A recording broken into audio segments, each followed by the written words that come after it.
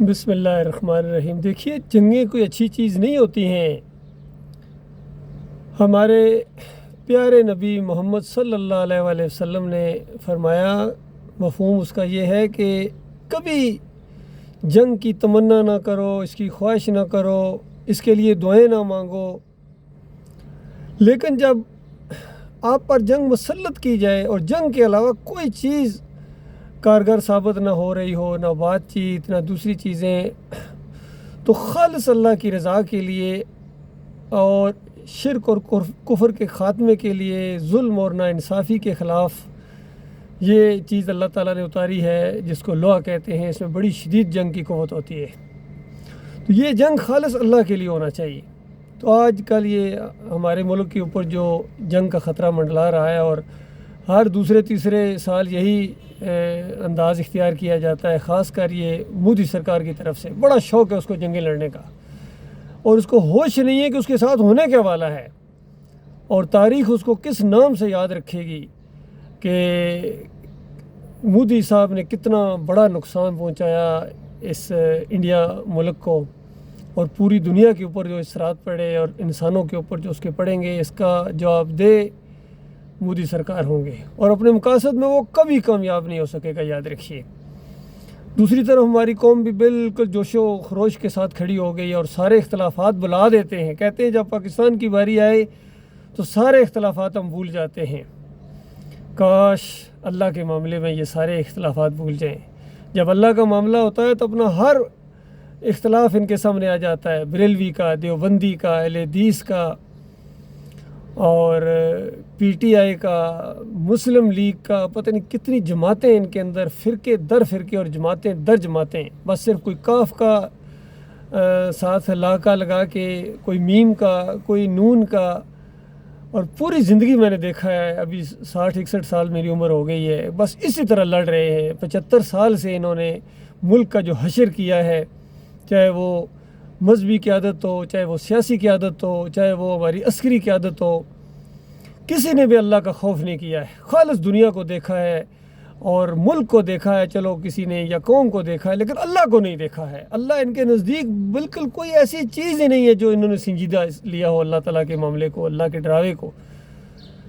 باقی جو عقیدے کے اختلاف ہیں وہ تو ہیں اپنی جگہ، لیکن دیکھو سود کا معاملہ ہے۔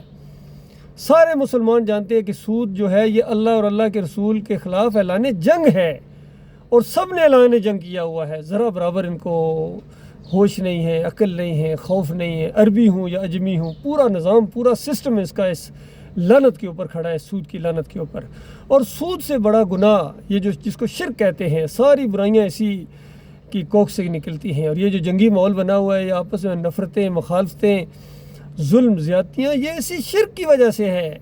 وہ ہمارے بھائی ہیں، وہ مورتی کی پوجا میں لگے ہوئے ہیں، اسی کے گرد گھومتے ہیں، چکر لگاتے ہیں، نظر و نیاز کرتے ہیں، اور نذرانے پیش کرتے ہیں، جھکتے ہیں۔ ہوش نہیں ہے کہ اپنے ہاتھوں سے بناتے ہو پتھر کی مورتیاں، اللہ کی بندو، انہی پتھروں کو دوسرے کاموں کے لیے بھی، عطا رفع حاجت کے لیے بھی استعمال کرتے ہو، انہی پتھروں کو تراش کے معبود بنا لیتے ہو۔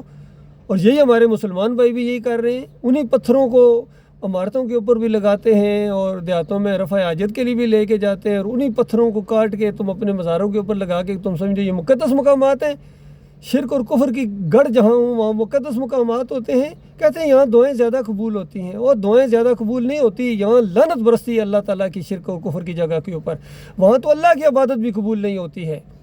ایک صحابی نے کہا کہ یا رسول اللہ فلاں مقام کے اوپر میں نے نظر مانگی ہے، تو نبی علیہ السلام نے کہا کہ کہاں کسی دور میں یہاں کسی استان یا کسی بت یا مورتی کی پوجا تو نہیں ہوتی تھی؟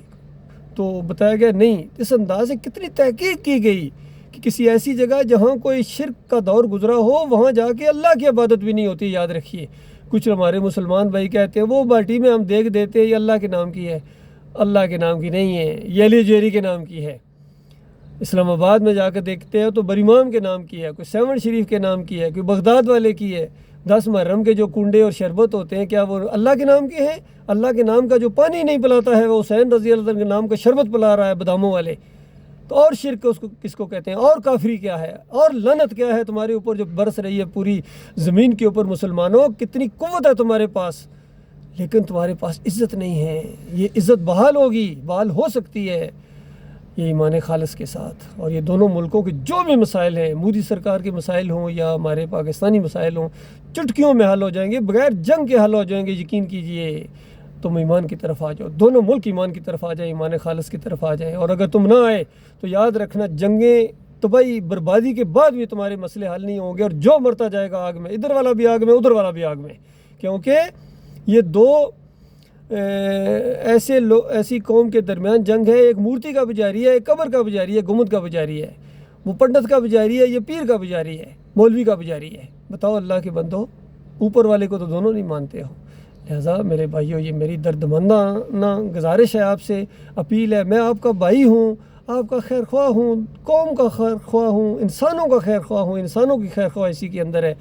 اور جہاں تک یہ میری آواز پہنچے کہ دیکھو اپنے اللہ اپنے مالک کے بندے بن جاؤ، اوپر والا کہو اور اس کے بندے بن جاؤ، پھر نیچے والے کی بندگی نہیں ہوگی۔ یہ مورتی پوجا، یہ گنبد پوجا، مزار پوجا، پیر پوجا، جمہوریت پوجا، وطن پوجا، قوم پوجا، زبان پوجا، گھوڑا پوجا یا گائے پوجا، یہ سارے کے سارے نیچے والے کی ہیں، فرش والوں کی بندگیاں ہیں۔ اللہ کے غضب کو للکارنے والا یہ معاملہ ہے، اور اللہ نے طے کر دیا ہے کہ اللہ کے علاوہ تم کسی اور کی بندگی اگر کرو گے تو مارے جاؤ گے آگ کے اندر۔ خوفناک قسم کی آگ ہے، اللہ کے بندوں کیسے وہاں رہو گے؟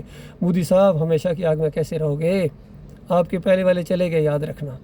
اور ہمارے ان لوگوں کو بھی یہی ہے کہ تم سے پہلے بڑے بڑے سیاستدان اور بڑے بڑے جو تھے عسکری قیادت بھی اور بڑے بڑے مذہبی لوگ بھی، لیکن علی اجویری کی قبر پر حلوہ بانٹنے والے، چادریں چڑھانے والے، سونے کے دروازے لگانے والے، تنکے والے پیر سے ماریں کھانے والے، تعویذ گنڈے والے کہاں گئے؟